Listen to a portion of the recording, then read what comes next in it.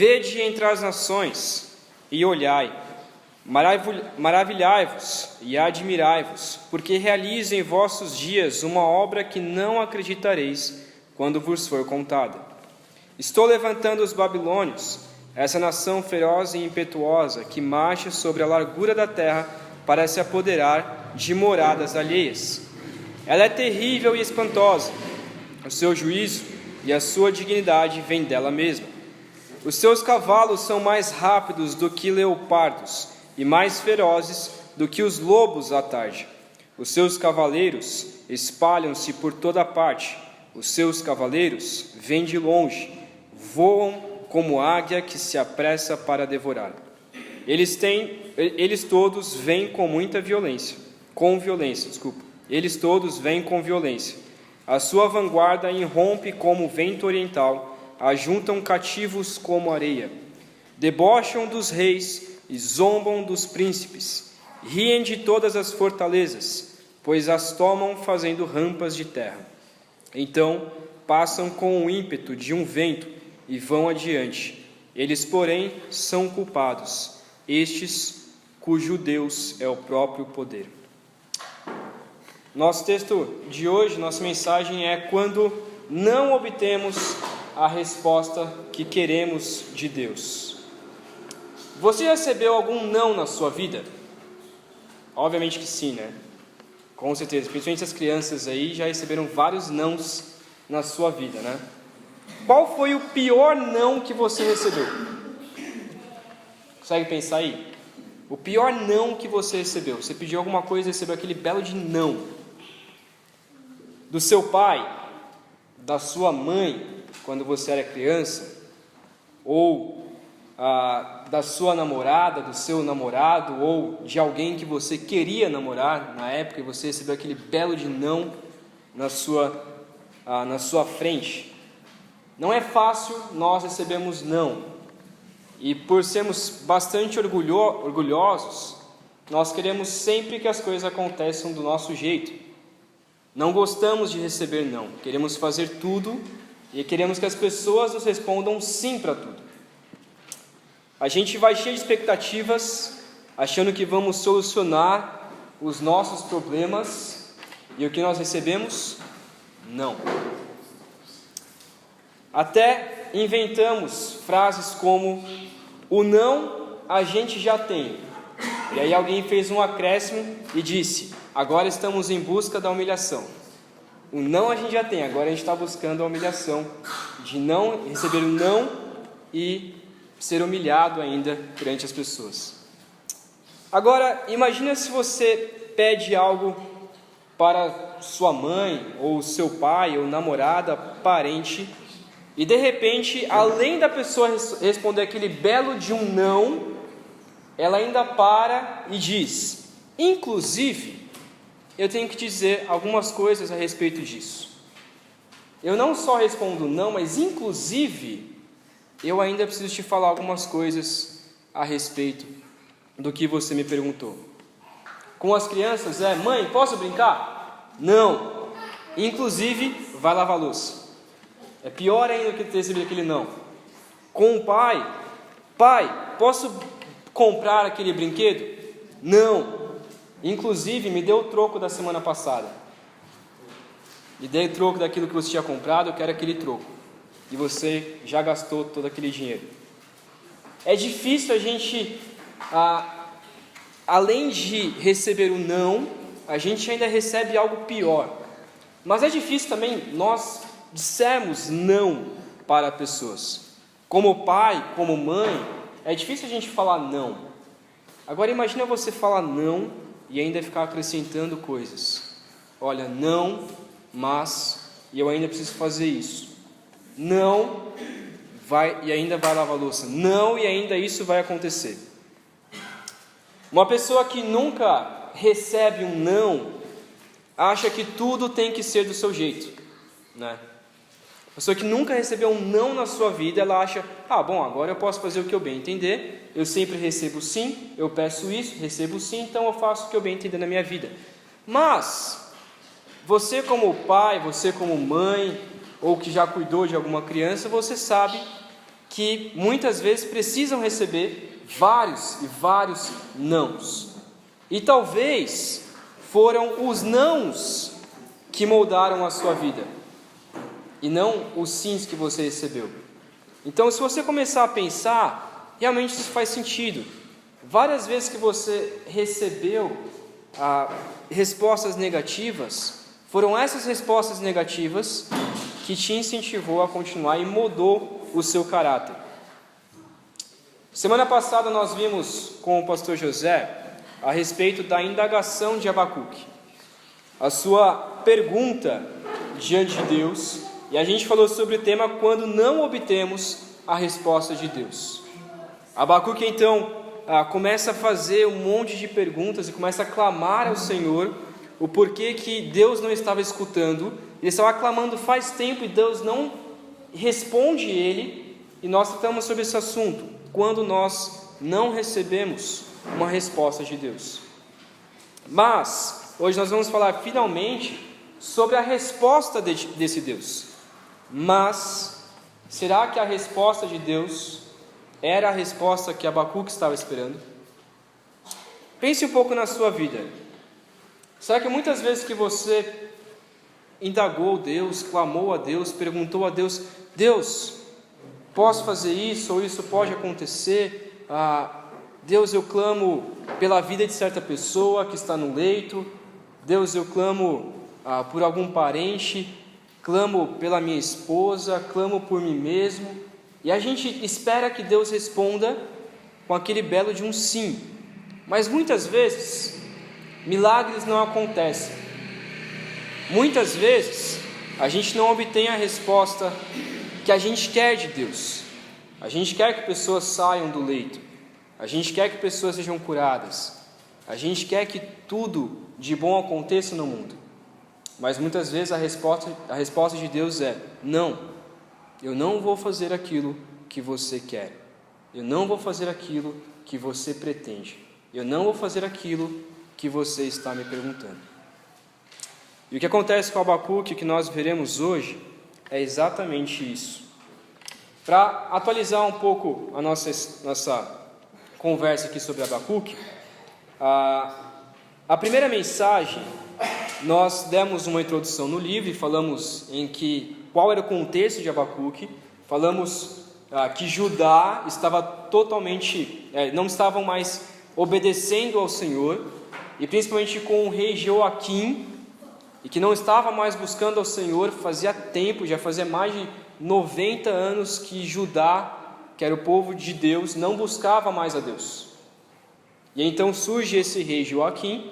O único rei nesse intermédio foi o rei Josias, que fez até coisas boas, mas depois a própria palavra de Deus diz que ele escutou alguns sábios, alguns profetas, alguns sábios que queriam voltar a colocar ídolos em alguns locais, e ele então escuta e coloca esses ídolos. Mas então surge esse rei Joaquim, que faz tudo o que é de mal perante Deus. E Deus então levanta, na pergunta do profeta Abacuque, Deus dá a sua resposta diante desse clamor. O clamor de Abacuque então é: Senhor, por que o Senhor não me escuta? Eu estou clamando a Ti. Tudo o que está acontecendo aqui em Judá vai de mal a pior. Judá está cometendo vários e vários pecados. Ele diz: a destruição e a violência estão diante de mim. Também há contendas e o litígio é comum. Ele está clamando a Deus: Deus, tudo de mal está acontecendo aqui. Mas e o Senhor? Diz no verso 4: por causa disso a lei se afrouxa e a justiça nunca se manifesta, pois o ímpio cerca o justo de modo que a justiça é pervertida. O que ele diz é: Senhor, no final das contas, a culpa é sua, porque eu clamo, mas o Senhor não escuta. Tudo de mal está acontecendo e o Senhor não está fazendo nada. O interessante é que ele tem na cabeça de que o Senhor já interviu várias e várias vezes. Com Moisés, principalmente, quando você começa a ler Êxodo e Levítico, você vê Deus trabalhando, Deus respondendo às perguntas de Moisés, Deus conversando com Moisés. E Deus, quando deu a sentença de que iria acabar com o povo, Moisés interveio e falou assim: não, Deus, por favor, não faz isso. E então Deus muda, entre aspas, e não mata o povo diante de Moisés. Mas Deus tinha um bom relacionamento com Moisés. E toda vez que Moisés ia conversar com Deus, tinha esse diálogo entre profeta e Deus. Porém, dessa vez, Deus parece que está em silêncio e não faz nada. Dessa vez, ele se pergunta: cadê o Senhor? A culpa é sua, Senhor, por tudo isso que está acontecendo. Porque o Senhor poderia simplesmente vir e intervir, mas o Senhor não está fazendo nada. Já que o Senhor não está fazendo nada, então, obviamente, a culpa é sua. Mas Deus responde. Finalmente Deus responde. Alguns estudiosos dizem que entre o verso 4 e o verso 5, isso foi José que me falou, parece que tem vários anos aí, talvez uma espera de 7 anos. Então, entre o verso 4 e o verso 5, você coloca um espaço de 7 anos ali. Imagina isso. Abacuque começa a clamar ao Senhor: Senhor, o Senhor não faz nada, eu estou clamando a Ti, o Senhor não faz nada. E durante 7 anos, Deus fica em silêncio. Durante 7 anos Deus não faz nada, até que finalmente vem a resposta do Senhor, até que finalmente Deus responde.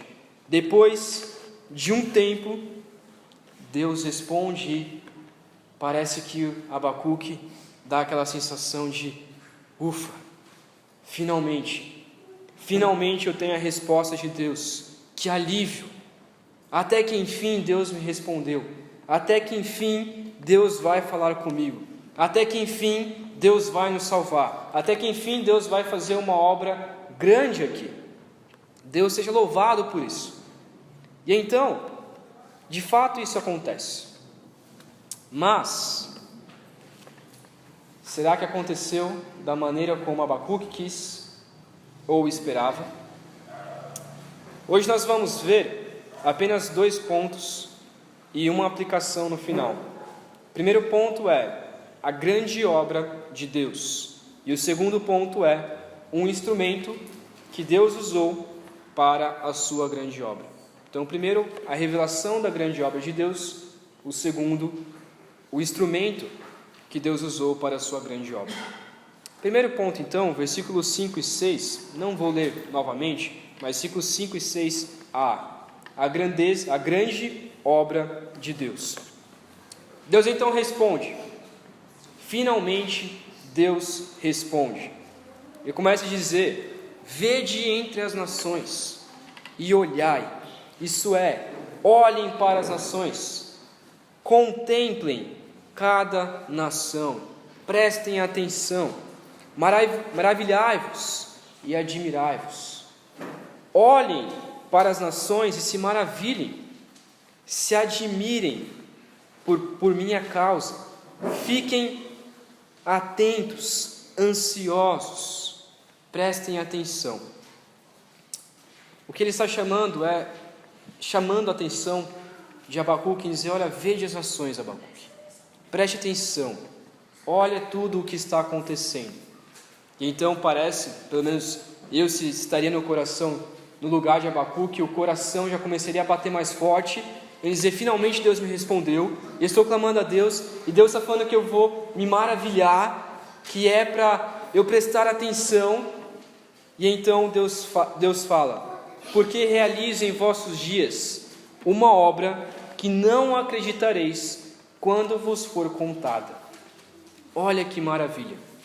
Eu vou realizar nos seus dias uma obra tão grande, algo tão grande, que se alguém contar, ninguém vai acreditar. Se alguém começar a falar sobre o que eu vou fazer, ninguém vai acreditar. Vocês não vão acreditar no que vai ser contado a vocês. Imagina o coração de Abacuque diante disso. Deus responde, ainda diz que vai fazer uma grande obra. Eu vou fazer algo maravilhoso em Judá. E na vida de Abacuque, vai fazer algo maravilhoso. Quando for contada, ninguém vai acreditar no que isso vai acontecer. A gente já leu o texto, mas finge que a gente não leu ainda. Finge que você não sabe o resto. Imagina se você fica só nesse versículo e só escuta a resposta de Deus dessa forma. Olha, Gil, eu vou fazer algo maravilhoso. Eu vou fazer uma grande obra. Espera que eu vou fazer. E olha, quando contarem sobre isso, ninguém vai acreditar. É de dar ânimo, né? Uau! O que será que Deus vai fazer? Que maravilhas é essa que Deus vai fazer? O que é tão grande assim que Deus vai fazer? Imagina o coração de Abacuque. É algo tremendo.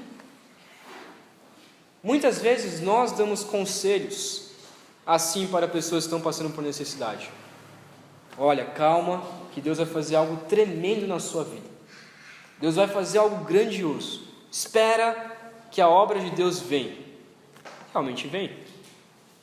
Mas será que é a obra que nós queremos? Será que é a forma como nós queremos?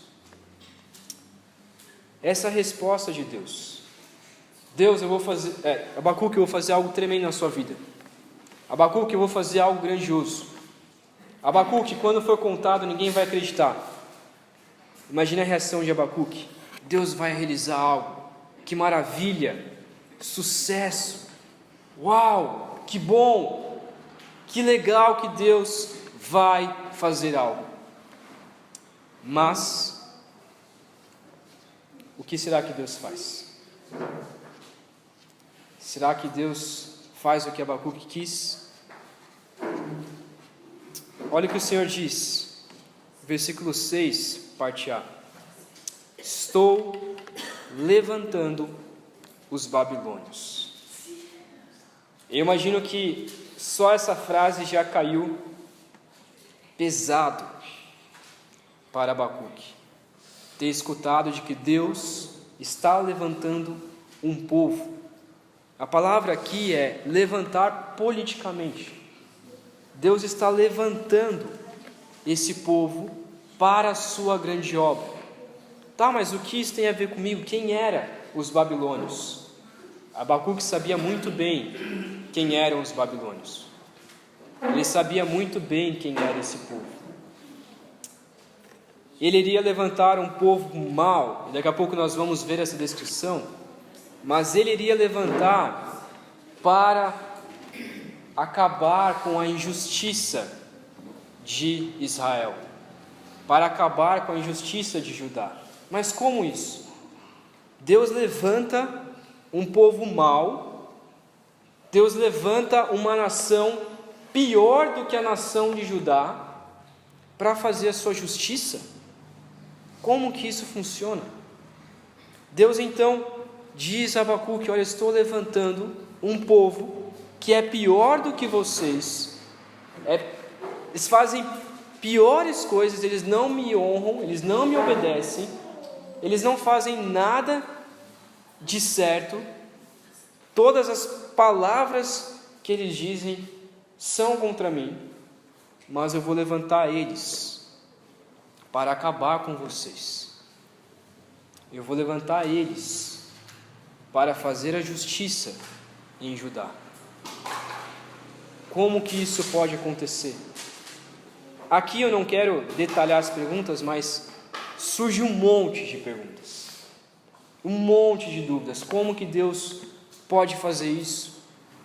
Mas uma resposta imediata, não simplista, mas imediata, é porque Deus é soberano e porque Deus tem o controle de todas as coisas. Se Deus quiser fazer isso, Ele vai fazer. E Deus levanta então esse povo, porque Ele tem esse povo no seu controle.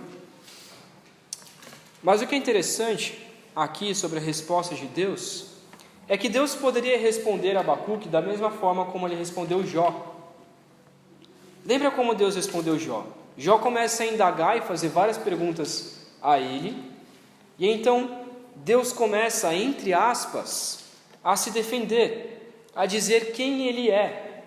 Jó, você estava comigo quando eu estava criando o mundo, estava colocando o fundamento na terra? Você estava comigo quando tudo isso aconteceu? A resposta de Jó é obviamente não. Mas aqui, Deus não está se defendendo. Deus nem está falando sobre ele, sobre como ele é. Mas ele diz sobre o que ele vai fazer. E o que ele vai fazer não era o que Abacuque estava esperando. Não era o que Abacuque queria. Mas era o que Deus quer e era o plano de Deus. Na verdade, parece aqui que Deus complica ainda mais o coração de Abacuque. Parece que a resposta de Deus complica ainda mais a sua indagação. Talvez Abacuque pensava que Deus iria se erguer e lutar contra a injustiça de Judá.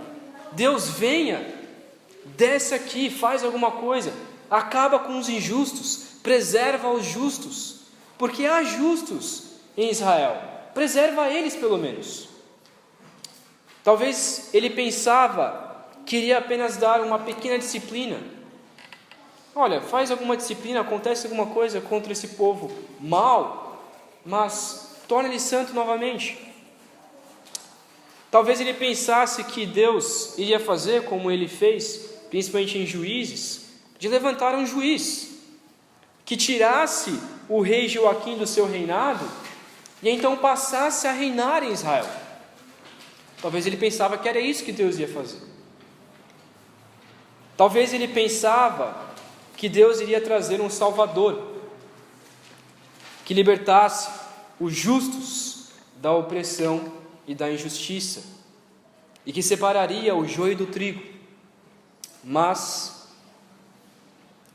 ainda não viria o Salvador. Esse Salvador ainda não iria vir. Não agora, pelo menos não agora. Nós sabemos como e quando ele veio. Então, essa grande obra de Deus não era uma obra boa? Não aos olhos de Abacuque. Mas nada foge do controle de Deus, e já dando uma resposta, era sim uma obra boa. Deus tinha um propósito nisso, mas não era da forma como Abacuque quis, e foi de uma forma um pouco ou bastante estranha para nós. Deus iria castigar o seu povo escolhido, os filhos de Abraão, por causa dos inúmeros pecados contra um Deus santo e justo. Então Deus tinha o direito, sim, de fazer isso. Deus não estava sendo injusto, Ele não deixou de ser santo em levantar um povo para acabar com Judá. Deus estava colocando a sua justiça contra um povo mau. Então, chegamos finalmente à descrição de como era essa nação. Nós já vamos para o segundo ponto, o instrumento para a sua grande obra. Deus responde agora descrevendo como é essa nação. Como eram esses babilônios? Quem era esse povo? Abacuque conhecia muito bem quem era esse povo. Deus não precisava falar. Era só Deus falar: olha, eu vou levantar um povo para acabar com vocês, e Abacuque já ficaria indignado quanto a isso. Deus não precisava falar. Abacuque já tinha o seu não sobre a salvação de Judá. Abacuque já tinha a resposta que ele não queria. Mas Deus vem então descreve, talvez como uma forma didática, a Abacuque, para mostrar o quão poderoso Deus é. Ele começa a dizer no verso 6b que essa nação é feroz e impetuosa, marcha por toda a terra para se apoderar de moradias alheias. Essa nação é tão terrível, mas tão terrível, que ela já é conhecida por todos e temida por todos. Os babilônios eram tão terríveis que eles invadiam nações se apoderavam de casas, tomavam as suas esposas, matavam os homens, tomavam as crianças e muitas vezes sacrificavam as crianças, acabavam com os animais, roubavam todo o dinheiro de uma nação. Esses eram os babilônios. Então Abacuque tinha sim o que temer deles. Mas o que parece que Deus faz aqui é: não adianta vocês fazerem nada, não adianta lutar contra esse povo, porque eles são terríveis, e agora eles estão sob o meu controle, sou eu quem estou levantando eles. Ele começa então a descrever essa nação. Imagina você ouvir a descrição do seu inimigo, Deus olhando para você e falando todas as características do seu inimigo, daquela pessoa que você detesta. Olha, a pessoa é assim, assim, assim, assim. E ainda Deus vira no final e diz: e eu estou no controle, eu estou levantando aquele seu inimigo para acabar com você. Imagina você escutar isso de Deus. Não é algo fácil, com certeza não. No verso 7, ele começa dizendo que ela é terrível e espantosa, o que dá indícios, como eu já disse, que ela era bem conhecida. Todos temiam essa nação, todos sabiam quem era. Eles criam o seu juízo e a sua dignidade, ou seja, fazem o que acham certo aos seus próprios olhos. Eles são piores do que Nínive. Quando Jonas quis fugir de Nínive, ele quis fugir porque eles sabiam que essa nação era terrível. Eles sabiam que Nínive poderia simplesmente matar Jonas, mas na verdade no seu coração ele fugiu, porque ele não queria que essa nação tão terrível se arrependesse. Mas essa nação de Abacuque é pior ainda, essa nação da Babilônia é pior ainda do que Nínive. Imagina. Então Abacuque tinha sim o que temer. No verso 8 ele descreve sobre os seus cavalos: são mais rápidos do que leopardos, mais ferozes do que lobos à tarde. Ou seja, são mais ferozes do que lobos prontos a atacar no dia, é onde eles podem enxergar bem a sua presa. Eles estão prontos a atacar, são visíveis.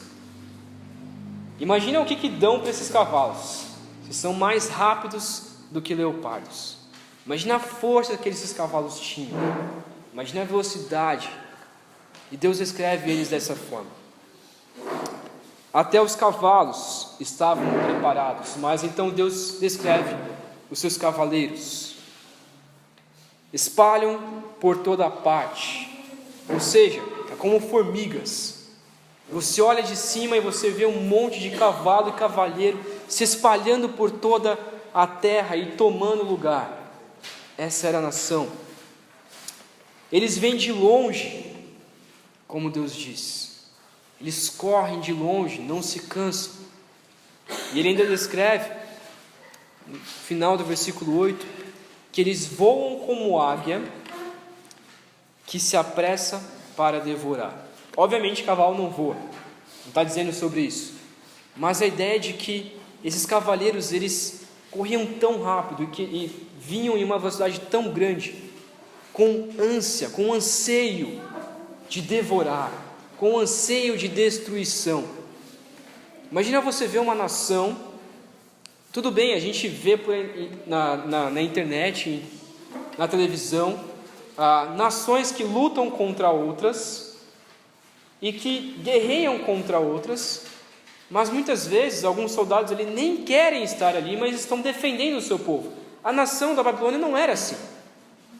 Eles queriam guerrear, eles queriam dominar, eles queriam atacar e se mostrar poderosos. Eles queriam acabar com outras nações. Eles vinham tão rápido e voavam como águia que se apressa para devorar. Imagina você esperando uma nação assim. Mas os versículos 9 a 11 descrevem que todos eles vêm com violência. Não há nenhum bonzinho na Babilônia. Não há ninguém que é calmo. Todos eles são violentos.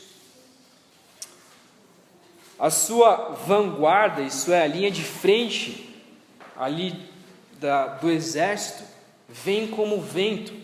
A ideia aqui é mostrar que é tão rápido, mas tão rápido, e aparece de uma forma que a gente nem percebe. Eles vêm como vento, juntam cativos como areia. Imagina a fama, imagina quantos inimigos eles já tinham levado cativos. Eles zombam dos príncipes que tentam impedir que eles ataquem. Zombam deles, pois não podem fazer nada contra a Babilônia. Imagina uma nação que olha e diz: aquele príncipe, aquele rei, eles não são nada para nós. Eles não podem fazer nada. E começam a caçoar e dar risadas dos príncipes e reis. E então, diz no versículo 10: riem de todas as fortalezas, pois as tomam fazendo rampas de terra. É interessante aqui que essa ideia de rampas de terra funcionava como uma estratégia ali daquele povo.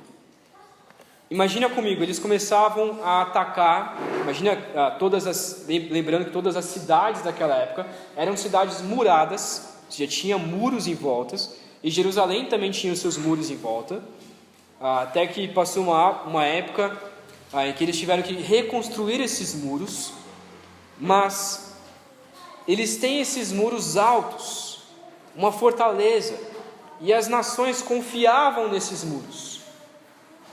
Mas o que eles faziam?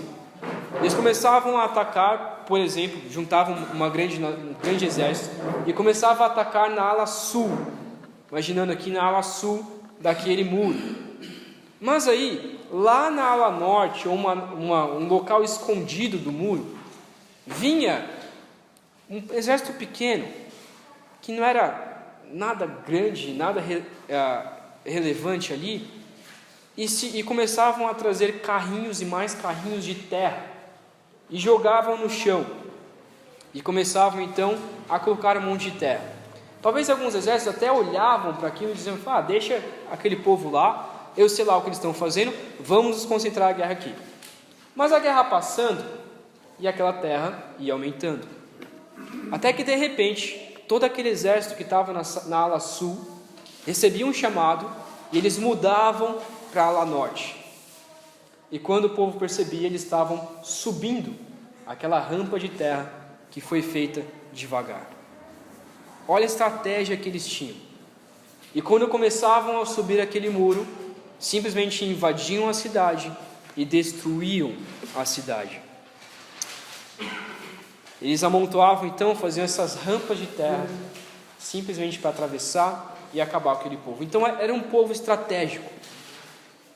Era uma nação que nada podia impedir eles. Eles sabiam o que fazer. E Deus está falando: olha, eu vou levantar esse povo. E eu estou no controle. E então, o que menos se espera, Deus diz, versículo 11: passam com ímpeto de um vento e vão adiante. Eles então vêm de uma forma como a gente não espera e acabam com a nação. Imagina Abacuque recebendo essa sentença. Imagina Abacuque recebendo tudo isso do Senhor, vindo da própria boca do Senhor, de que Deus não salvaria eles. Olha, eu não vou salvar vocês. Na verdade, eu vou acabar com vocês. Olha, eu não vou dar livramento.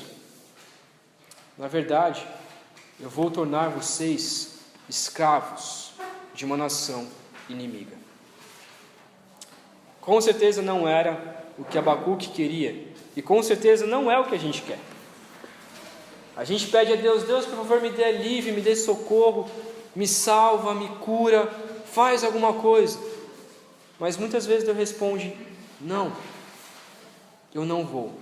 Mas isso não significa que Deus é mau.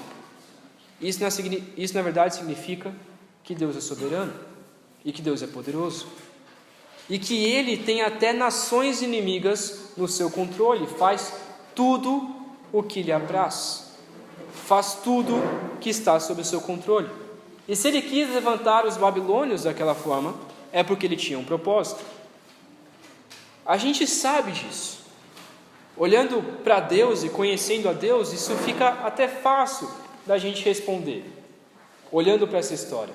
Mas se coloque no lugar de Abacuque recebendo toda essa profecia, toda essa sentença. Agora, pensa em você, o quantos nãos que você recebeu de Deus. Pensa em você, quantas vezes você começou a reclamar com Deus e Deus muitas vezes ficou em silêncio ou simplesmente respondeu: não, eu não vou fazer aquilo que você quer, não está de acordo com a minha vontade. Em alguma teologia vai dizer: não, mas você tem que determinar, você tem que falar para Deus que Ele tem que fazer. Praticamente o que eles estão dizendo é: Deus é o teu capacho, Deus é pau mandado, você tem que obrigar Deus a fazer o que você quer. E usam a frase: você tem que ter fé, sua fé é pequena, então vai e clama a Deus para Ele fazer o que você quer. Nós temos que clamar sim a Deus, e com forças, mas isso não vai mudar a vontade de Deus. E muitas vezes a resposta de Deus vai ser: não, eu não vou fazer o que você quer. E então Deus diz: Abacuque, praticamente é o que Deus responde: Abacuque, você pediu para que eu fizesse algo? Você pediu para que eu viesse e acabasse com a justiça? Talvez Abacuque respondesse: sim, foi isso que eu pedi. Pois então, é o que eu estou fazendo. Você pediu para que eu acabasse com a impunidade? Pois eu vou fazer isso. Eu vou acabar com a impunidade, mas não da forma como você quer. Não é da forma como você deseja, mas eu vou fazer do meu jeito. E muitas vezes o jeito de Deus nos assusta. O jeito de Deus faz com que a gente até mesmo perca a fé. A gente olha e fala assim: então esse Deus é mau. Olha o que Deus fez, levantou uma nação contra o seu próprio povo. Quer dizer que Deus é mau? Quer dizer que Deus é injusto? Não, não quer dizer isso. Quer dizer que Deus é justo e que Ele é santo, e que nada foge do controle de Deus. E a vontade de Deus não significa que vai ser a nossa vontade. Eu quero pensar algumas coisas aqui a respeito disso. Deus queria mostrar para Abacuque que a sua vontade era a que deveria ser feita, e não a dele. Quando clamamos a Deus, Ele nos responde, mas nem sempre responde com a nossa vontade. Deus não é um capacho, como eu disse, ou um pau mandado, para fazer aquilo que a gente pede, que a gente clama. É ridículo a gente determinar coisas para Deus. Deus, você vai fazer isso. Isso é ridículo, porque nada foge do controle de Deus, e Deus não muda de opinião. Deus faz a sua vontade, mesmo que isso implique em nos ofender, e talvez a resposta de Deus nos ofenda. Mas no finalzinho do versículo 11, nós temos uma pequena demonstração da justiça de Deus. Deus, Ele não é imparcial, e Ele mostra isso dessa forma. No versículo 11, no finalzinho, diz assim: eles, porém, são culpados, estes cujo Deus é o próprio poder. Ele dá um pedacinho daquilo que Ele vai fazer, e daquilo que Ele vai nos explicar no capítulo 2, a partir do versículo 2. Olha, eu vou fazer isso, mas lembre-se, Abacuque, eles também não estão ilesos, eles também são culpados, eles também estão sobre a minha justiça. O que poderia trazer um pouco de alívio a Abacuque. Mas o que será que Abacuque responde diante de Deus? Isso nós vamos ver na semana que vem. Queria apenas fazer algumas aplicações. Primeiro, não podemos determinar nada a Deus. Segundo, devemos nos contentar com a sua resposta, mesmo que ela não nos agrade. Terceiro, devemos lembrar que esse Deus é soberano, faz tudo o que lhe apraz, tudo o que ele bem quiser. Esse é o nosso Deus, e isso faz dele um Deus mais grandioso ainda. Abacuque sabia disso. Abacuque sabia que Deus era grandioso, e é por isso que ele clama ao seu Deus. Mas como será que Abacuque reagiu a essa resposta de Deus? Será que ele aceitou? Será que a gente aceitaria? Será que você aceitaria uma resposta desse Deus? Será que ele disse, tudo bem Deus, faz o que você bem quiser, a sua vontade seja feita, assim na terra como no céu, em nome de Jesus, amém? É isso que ele respondeu? Será? Ou será que ele continuou discutindo com o Senhor? Será que você continuaria discutindo com o Senhor? Na semana que vem nós veremos a resposta de Abacuque. Então venha na semana que vem. Vai ser interessante a gente ver o coração de Abacuque, o quão é parecido com o nosso coração, com coisas menores ainda do que ver a sua própria nação sendo destruída por um povo inimigo. Vamos orar? Pai, nós muitas vezes não sabemos lidar com as suas respostas, mas queremos confiar no Senhor. Queremos lembrar de que o Senhor é bom, queremos lembrar de que nada foge do seu controle, queremos lembrar de que o Senhor é o Todo-Poderoso e que faz tudo conforme lhe apraz. Mas é difícil lembrarmos disso, e foi difícil para Abacuque lembrar disso. Diante de certas respostas do Senhor, nós esquecemos do quão bom o Senhor é. Por isso te pedimos desde já, que o Senhor nos ajude a confiar em Ti. Mesmo que o Senhor levante inimigos para fazer a sua justiça contra nós, que nós possamos confiar de que o Senhor continua no controle, o Senhor continua presente. Te peço, ó Deus, que o Senhor nos tire esse coração orgulhoso que quer determinar coisas ao Senhor. Não temos o direito de fazer isso, não temos nem o direito de conversar com o Senhor. Mas mesmo assim o Senhor nos escuta, mesmo assim o Senhor nos atende. Mas muitas vezes o Senhor não responde como a gente quer. Por isso te peço, Deus, que o Senhor nos ajude a nos contentar com a sua resposta, mesmo que ela não nos agrade, pois sabemos que é o melhor para nós. É isso que nós oramos, em nome de Jesus. Amém.